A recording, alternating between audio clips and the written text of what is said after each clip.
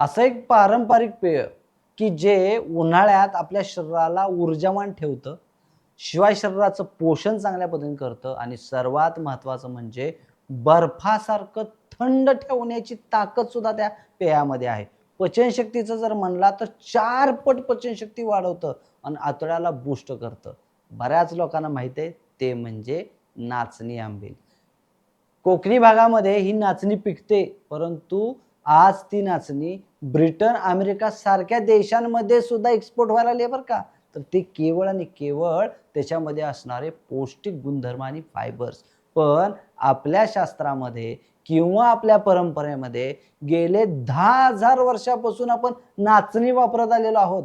आज आपल्या मुलांना खरंच आपण देतो का हो? जर देत असाल तर कोणत्या माध्यमातून देतात?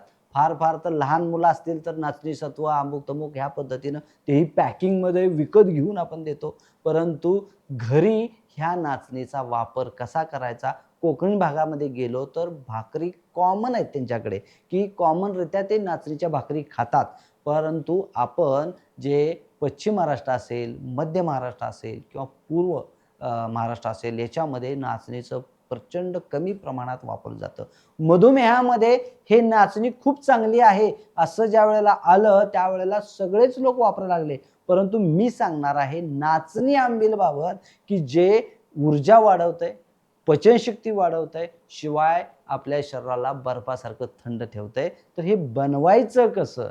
अनेक स्त्रिया कदाचित परंपरेने बनवतही असतील, परंतु हे 3 पद्धती जर तुम्ही या व्हिडिओ मार्फत ऐकल्या, बनवल्या तर तुमच्या शरीरामध्ये उन्हाळ्यात होणारे जे विचित्र परिणाम आहेत, आजार आहेत, रोग आहेत, तर ते कमी झाल्याशिवाय राहणार नाही. पहिली पद्धत की पहिल्यांदा काय करा, रात्रीच अखंड नाचणी किमान 14 तास भिजत घाला. म्हणजे काय, रात्री भिजत घाला आणि 12 ते 1 वाजता दुपारच्या ते मिक्सरमधनं क्रश करा. काय करायचंय, 1 वाटी नाचणी घ्या, 8 वाट्या पाणी घाला आणि सकाळी चांगलं क्रश करा, चाळणीतनं गाळून घ्या आणि हे जे पाणी आहे हे चांगलं शिजवा.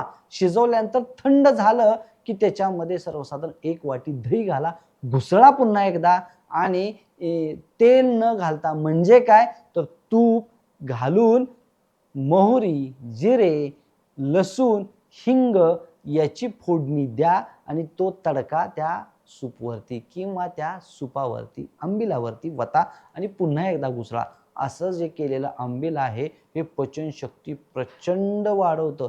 दुसरं पद्धत आहे, नाचणीचं पीठ 1 वाटी घ्या, 8 वाटी त्यात पाणी घाला, शिजवा, थंड ठेवा आणि थंड झाल्यानंतर त्याच्यामध्ये 1 वाटी दही घाला, घुसळा आणि हे घुसळलेलं जे काही आंबील आहे तर त्याला मगाशी सांगितल्याप्रमाणे फोडणी द्या. ह्याच्यामध्ये मात्र तुम्ही मिरपूड, धनेपूड आणि मिरची किंवा तिखट सुद्धा घालू शकता तुमच्या चवीनुसार आणि सैंधव वापरायला विसरू नका. आणि असं केलेलं जे सूप आहे हे प्रचंड पौष्टिक आणि आतड्यांची ताकद वाढवणारा, आतड्यांमध्ये असणारा जो नॉर्मल बॅक्टेरिया फ्लोरा आहे म्हणजे जे जीवनावश्यक जंतू आहेत बॅक्टेरिया तर त्यांना पुष्ट करण्यासाठी, त्यांना वाढवण्यासाठी प्रचंड चांगलं काम करतं.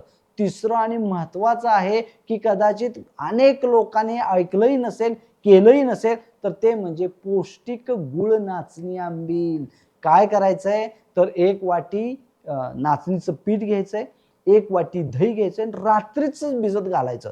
सकाळी काय करायचं तर हे सर्व मिश्रण 8 वाट्या पाणी घालून घुसळून घ्यायचं आणि याच्यामध्ये मात्र तुमच्या चवीनुसार किती लोकांना बनवायचं याच्या प्रमाणानुसार गूळ घालायचा 2 ते 4 चमचे, त्याच्यात सैंधव आपल्या चवीनुसार घालायचं, पुन्हा एकदा घुसळायचं आणि वरून वेलदोडे थोडेसे चेचून त्यात टाकायचं.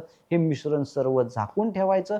फ्रीजमध्ये ठेवता आलं तर फ्रीजमध्ये ठेवा आणि फ्रीजमध्ये ठेवल्यानंतर फार थंड होणार नाही अशा अवस्थेमधनं बाहेर काढा, पुन्हा एकदा अजून घुसळा आणि हे घुसळलेलं जे आहे 1 ग्लास जर दुपारी पिलत आहाहाहा तर तुमचं शरीर बर्फासारखं थंड झाल्याशिवाय राहणार नाही. लहान मुलांना आणि वृद्धांना तर विशेष करून महत्त्वाचं काय तर उन्हाळ्यामध्ये जी चिडचिड वाढते, हार्मोन इम्बॅलन्स होतो आणि उष्णतेमुळे जे लाही होते, प्रचंड घाम येतो, तर या सर्व ह्याच्यावरती हे जे काही गूळ पौष्टिक आंबील आहे तर न्यूट्रिशन आहे, पौष्टिक आहे, शिवाय तुमच्या शरीरातली उष्णता कमी करतं, घामाचं प्रमाण कमी करतं, डिहायड्रेशन पूर्ण करतं आणि तुम्हाला शांत झोप लागते. याच्यामुळे बॉडी रिलॅक्स होऊन हार्मोन बॅलन्स सुद्धा चांगल्यारीत्या होतो. म्हणून विशेष करून स्त्रियांना, वृद्धांना आणि लहान मुलांना हे खूप पौष्टिक आहे. अशा पद्धतीनं जर 3 पद्धती जर तुम्ही नाचणी आंबील केलं तर तुमच्या शरीरामधील पचनशक्ती वाढेल, ऊर्जेचा स्रोत आणखी वाढेल, बर्फासारखं थंड शरीर होईल आणि पचनशक्ती 4 पट वाढून आतड्याची जी मोबिलिटी आहे आणि आतड्याची जी पचवण्याची आणि हालचाल करण्याची क्रिया ही ती सुद्धा खूप चांगल्यारीत्या वाढेल. तर कराल ना तुम्ही नाचणी आंबील अशा पद्धतीनं?